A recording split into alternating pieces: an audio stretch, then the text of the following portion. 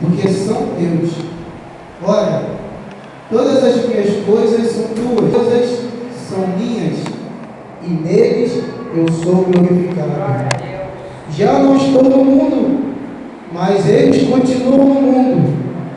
Ao passo que eu vou para junto de ti, Pai Santo, guarda-os em teu nome que me deste, para que eles sejam um, assim como nós. Quando eu estava com eles, guardava-os no teu nome que me deste, e protegi-os. Nenhum deles se perdeu, exceto o filho da perdição, para que se cumprisse a Escritura. Mas agora eu vou para junto de ti, e isto falo no mundo, para que eles tenham o meu gozo, e completo em si mesmo. Eu lhes tenho dado a tua palavra, e o mundo os odiou, porque eles não são do mundo, como também eu não sou. Não peço que tire-os do mundo, e sim que os guardes do mal. Repita comigo. Não peço que os tire do mundo, e sim que os guarda do mal. Aleluia. E o versículo 20 diz: não rogo somente por estes, mas também por aqueles que vierem crer a mim, pelo intermédio da sua palavra. A igreja pode se assentar em nome de Jesus. Louvado seja o nome do Senhor. Amados, o nosso Jesus Cristo, Ele veio nesta terra para cumprir tudo, para resgatar o homem da morte e das garras de Satanás. Eu leio a Bíblia e eu fico me perguntando o que Jesus Cristo não fez, o que Jesus Cristo deixou de fazer, o que Jesus Cristo ficou devendo.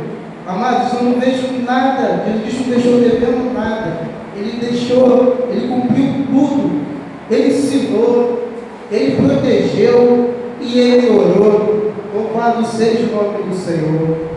E amados, Ele veio cumprir os ofícios na terra. Como rei, Ele cumpriu o seu reinado. Como profeta, Ele cumpriu o seu ministério de profeta. E Ele também veio cumprir o seu ministério de sacerdote. Interessante que o profeta, ele transmite a mensagem de Deus para com os homens, e o sacerdote, ele leva a situação dos homens para com Deus. E nesse exato momento aqui, no Evangelho de João, capítulo 17, ele estava no seu ministério de sacerdote, intercedendo por aqueles discípulos que o seguiam, intercedendo também por nós que estamos aqui nesse momento, exaltando e glorificando o nome dele. Você pode dar glória a Deus? Louvado seja o nome do Senhor. Ele olhou o momento e olhou o após. Ele olhou para aqueles homens ali e também olhou para nós. Ele intercedeu por aqueles homens e intercedeu por nós. Ele clamou por aqueles homens e também clamou por nós. E eu vejo na Bíblia homens que clamaram a Deus, homens que buscaram a Deus, homens que oraram a Deus e Deus os respondeu. Eu lendo a Bíblia, eu vejo Moisés ao atravessar, pronto para atravessar o mar vermelho, e ali o exército de Faraó vindo atrás, eles de frente para o mar vermelho. E a palavra diz que o povo unanimemente clamou a Deus. E Moisés, juntamente naquele clamor, Deus fala com Moisés: Moisés, por que clamas a mim? E diga ao povo que marche, toca nessas águas. E ali, amados, a resposta de Deus veio naquela noite, e o povo de Deus saiu vitorioso. Eu vejo mais à frente o servo do Senhor numa batalha, numa peleja, 5 reis contra um povo, Josué, e ele vendo que aquela peleja estava tão pesada, estava tão reinha, que ele viu, como estrategista que ele era, que se chegasse à noite, o exército dele ia ser derrotado, e o exército dele ia ser morto. Mas Josué, com a autoridade que Deus deu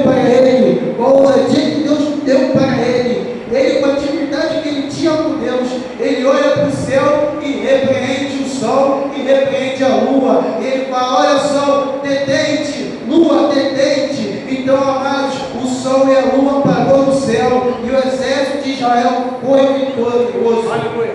Aleluia. Mais à frente, eu vejo Elias chegando na presença de Acabe e falando: olha, rei Acabe, não choverá nessa terra, nem terá orvalho, conforme a minha palavra, conforme a minha palavra, o Deus que eu sirvo, Ele me garante.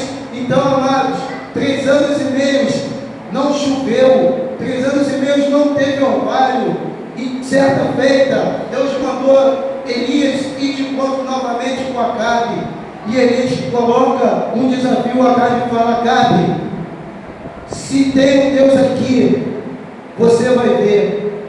Ajunta todos os sacerdotes de Baal, leve-os para o Monte Carmelo, que lá eu irei, e lá veremos quem é o verdadeiro Deus. Faremos 2 altares e clamaremos ao Deus, o Deus que enviou o fogo como resposta. Esse é o verdadeiro Deus. E Acabe, idólatra como ele era, ele ajuntou seus profetas e subiu ao Monte Carmelo, juntamente com todo o povo de Israel, que estavam indo na onda de Acabe. O povo de Israel estava idólatra, mas eu glorifico a Deus que havia ainda 7.000 joelhos que não se dobraram para Baal. E ali no Monte Carmelo fizeram aquele altar, botaram o sacrifício, e ali os profetas de Baal, 450 profetas, começaram a clamar o Deus morto, o Deus morto, um Deus que não existia, e passaram ali o dia todo clamando. Eles chegaram ao ponto de se machucarem, de se ferirem, de pularem, de gritarem. E aí eles vendo aquela cena, eles começam a usar aquilo até de uma comédia, e eles começam a caçoar daqueles profetas falando: olha, gritem mais alto, olha, comecem a pular, o Deus de vocês deve estar ocupado, ele deve estar dormindo. E quando Elias foi perceber, aqueles profetas já não tinham nem mais forças para gritarem, para clamarem. Elias então ele pega 12 pedras e repara o altar do Senhor. 12 pedras, ele conserta aquele altar, ele manda botar o sacrifício naquele altar, ele manda fazer um rego, um ribeiro, e manda jogar 3 vezes água naquele altar.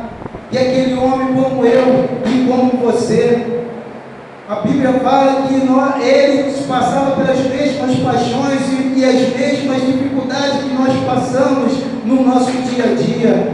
Ele olha para o céu e fala: Deus, mostra que tu é Deus em Israel, mostra que tu és comigo.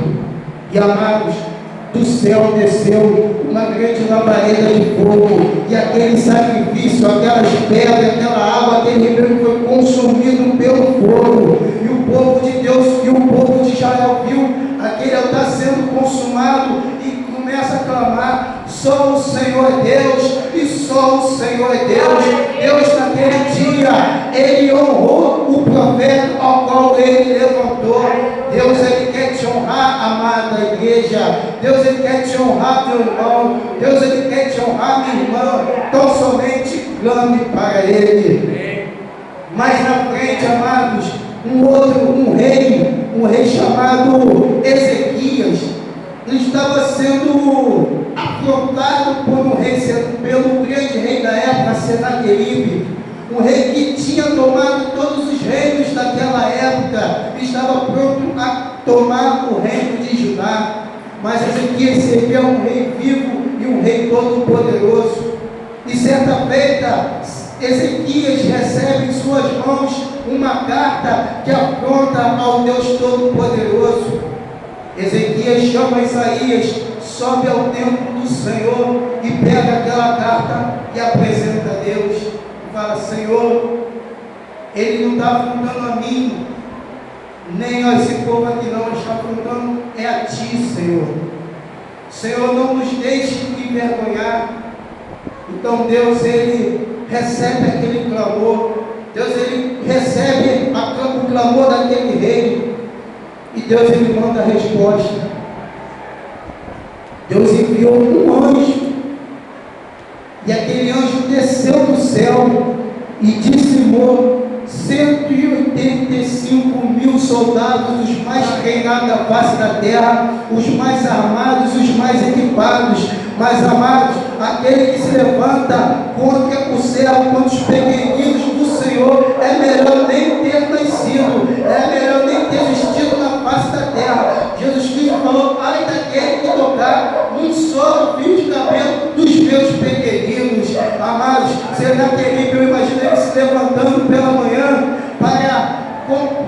para programar o seu exército para a batalha. Eu imagino ele entrando numa tenda, e ali quando ele entrou na tenda, ele viu uma tenda de homens mortos, e ele fala: eu tenho mais 180 mil. E ele foi entrando em tenda, e cada tenda que ele entrava, ele via corpos mortos ao chão. Então, amados, ele pega a sua espada e ele corre para o templo de Dagon, onde ele adorava. E lá no templo de Dagon, ele foi morto pelas mãos dos seus próprios filhos. E assim, amados, é assim. Deus lhe deu uma vitória poderosa, tremenda, por causa do clamor de um rei. Deus, ele destruiu 185.000 homens por causa do clamor de apenas um único homem. Olha como o clamor do homem, olha como quando nós entramos na presença de Deus, o negócio é sério, o negócio é estreito, o negócio é poderoso. Amados, a Bíblia diz que quando entramos na presença do Senhor, temos que entrar com ousadia, com autoridade. Louvado seja o nome do Senhor. Mais à frente, amados, eu vejo o servo de Deus Daniel. Ele vê a situação do seu povo na Babilônia, cativo, sofrendo, sendo escravizado. E ele ali vai na presença de Deus e começa a se humilhar na presença de Deus. Começa a falar: Senhor, os meus pais pecaram, os meus avós pecaram, meu povo tem pecado, eu me incluo desse pecado, mas, Senhor, nos tira desse cativeiro. Daniel colocou no coração 3 semanas para orar ao Senhor. E quando Daniel estava já fraco, enfraquecido, 3 semanas clamando a Deus, insistentemente, não desistindo, ele recebe um toque de um anjo.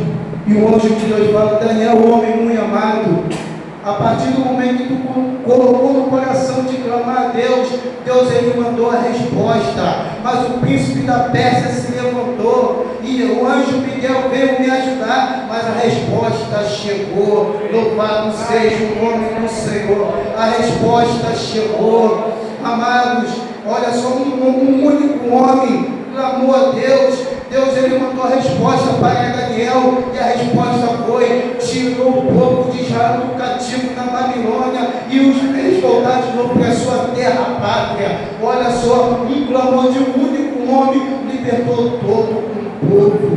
Homens limitados, homens pecadores, homens que tinham suas paixões, homens que tinham seus erros e seus fracassos. Mas, amados, eu venho lhe mostrar agora um homem que nunca fracassou, um homem que nunca errou, um homem que nunca pecou.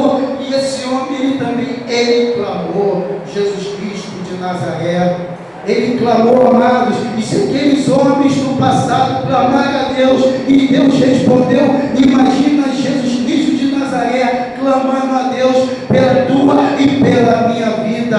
Deus não há de negar o clamor do Filho dele. Louvado seja o nome do Senhor. Jesus Cristo, amados, ele nos ensinou a orar, ele nos ensinou a insistir a oração, e ele se alegrava com aqueles que o clamavam, ele se alegrava com aqueles que o buscavam. Eu me lembro do servo de Jericó, ele passando e aquele servo clamando por ele: Jesus Cristo, filho de Davi, tende compaixão de mim. E os homens ali atrapalhando o servo, querendo calar a boca do servo, mas o servo insistindo: Jesus Cristo, filho de Davi, tende compaixão de mim. Jesus Cristo manda chamar aquele servo E Jesus Cristo pergunta a ele: olha, homem, o que tu queres que eu te faça? E aquele homem falou: Senhor, eu quero ver, louvado seja o nome do Senhor. Então Jesus Cristo foi e fala: olha, vai ver, a tua fé te salvou.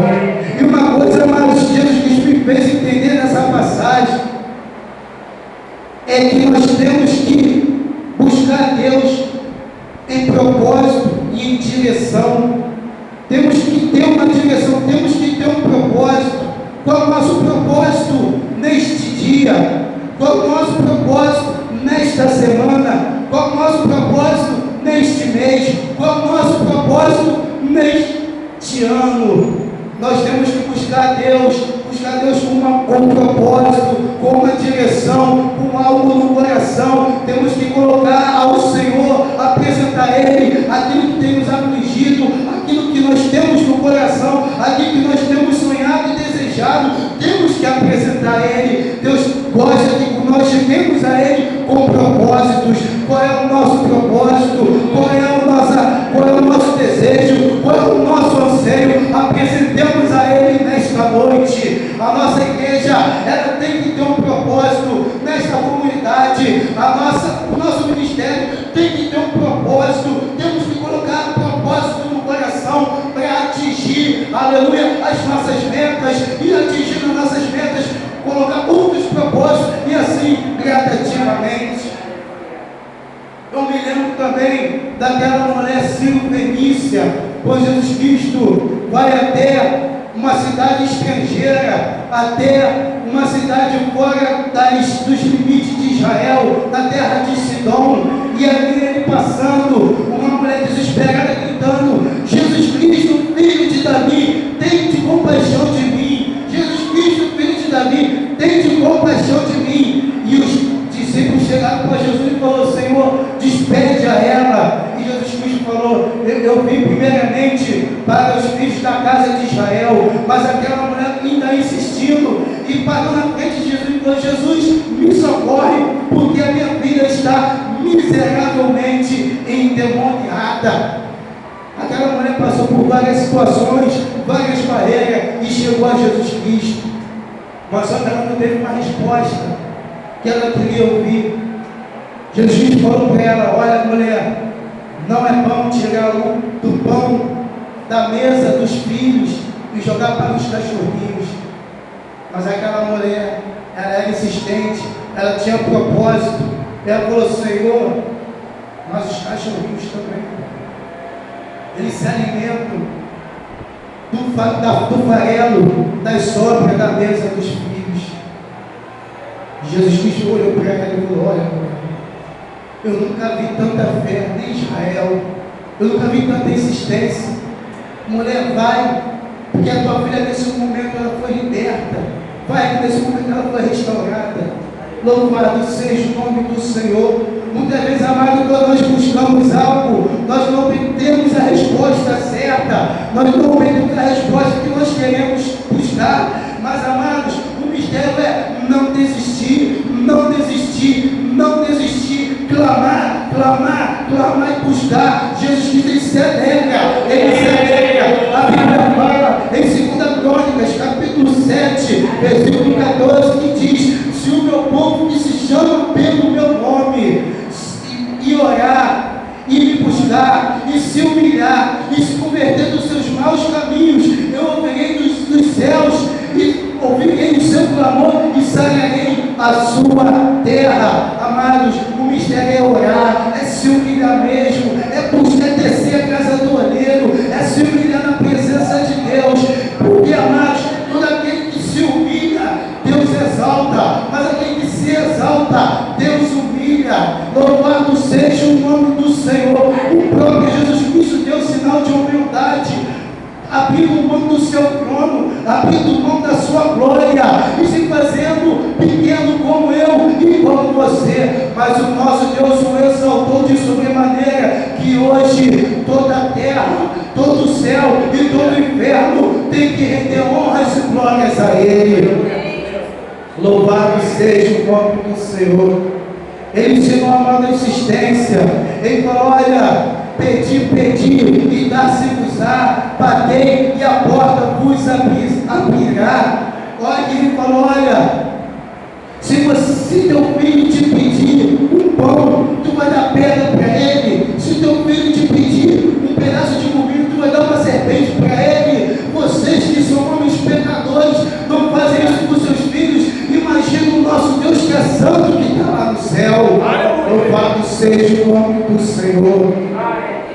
E ele trouxe uma outra parábola, se não me engano, em Lucas capítulo 18, daquela viúva que estava sendo afligida, e na cidade daquela viúva havia um juiz iníquo, que não temia a Deus e não temia aos homens, mas aquela viúva era insistente, ela sempre estava batendo na porta daquele juiz, pedindo aquele juiz para julgar a causa dela. Aquela viúva foi insistindo, e aquele juiz falou, ó, eu vou julgar a causa dessa mulher. Essa mulher estava insistindo muito, e Jesus falou, não desista. Se aquele juiz que é pecador julgou a causa daquela mulher, imagina o vosso Deus não há de julgar a sua causa. Louvado seja o nome do Senhor. Então, amados, ele chega nesse momento na oração sacerdotal, estava tudo a ser cumprido, estava pronto a ser entregue nas mãos dos pecadores para ser crucificado e ser machucado, mas ele, aleluia, ele não esqueceu dos seus, ele ia passar por um momento difícil, estreito, mas ele orou por cada um dos seus, ele intercedeu por cada um, e amados, e ali no versículo 15, ele disse, não peço-vos que tire do mundo, mas que os livre de todo o mal. Interessante que tem muita gente que impede a Deus se não fazer tal obra, se vai acontecer, como o irmão Nivaldo falou, aquele que está de pé, cuide para que não caia. Mas eu vejo pregadores falando que se um dia ele cair, ele pede para que Deus o venha tirar a vida dele. Deus não ouve essa oração, porque está aqui a palavra. Deus, ele não vai tirar ninguém do mundo, ele não vai tirar a vida de ninguém, mas saiba de uma coisa, ora para Deus te livrar do mal, te livrar do pecado, te livrar dos caminhos errados, te livrar dos caminhos tortuosos. Ore a Deus para te dar graça, para suportar, para te dar força para lutar. Ore a Deus para te dar alegria de estar na presença dele, mas nunca ore a Deus para tirar a tua vida, porque Deus não vai tirar a tua vida. E aqui, amados, é que eu queria entrar. Jesus Cristo orou a Deus para que nos livrasse de todo o mal. E qual é o mal que tem te afligido? Qual é o mal que tem se levantado na tua vida? Qual é o mal que tem tirado o teu sono? Qual é o mal que tem te atrapalhado a estar na presença dele? Qual é o mal que tem te impedido de crescer na vida espiritual? Qual é o mal que tem te impedido de crescer na tua vida sentimental? Qual é o mal que tem te impedido de crescer na tua vida profissional? Qual é o mal? Não importa qual seja o mal, mas saiba de uma coisa: Deus é poderoso de te livrar de todo esse mal, de te exaltar na paz desta terra, porque não sou eu que estou pedindo, foi Jesus Cristo que intercedeu por você. E hoje, amados, não está só Jesus Cristo, não ficou só por aqui não. Hoje Jesus Cristo está à destra de Deus intercedendo por você. Não só Jesus Cristo, mas o Espírito Santo de Deus também intercede por você com gemidos inexprimíveis. E com tudo isso, amados, com tudo isso, saiba de uma coisa: nós somos mais que vencedores em Cristo Jesus. E eu agradeço a minha rica e gloriosa oportunidade em nome de Jesus. Aleluia! Amém.